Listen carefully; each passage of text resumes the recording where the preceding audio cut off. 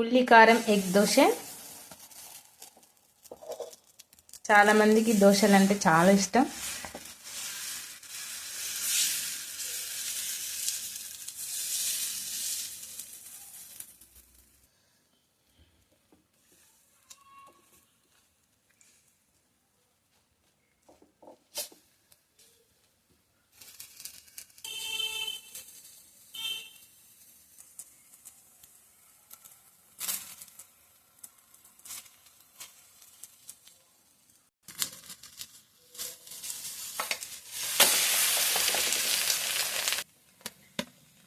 ఈ దోశ మీద నెయ్యి వేసుకోవాలి, సూపర్ ఉంటుందండి.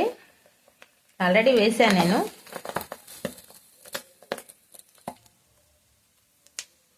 చాలా బాగుంది కదా.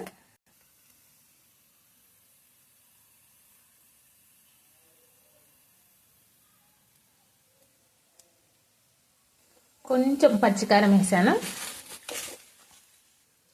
దోశ రెడీ.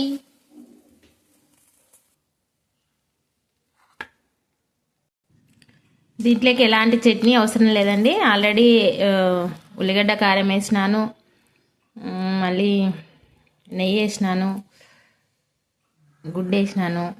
తిందాం రండి friends.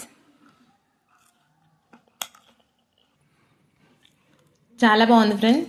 Subscribe my channel, like and share please friends. Bye. మరోసారి హ్యాపీ కనుమ.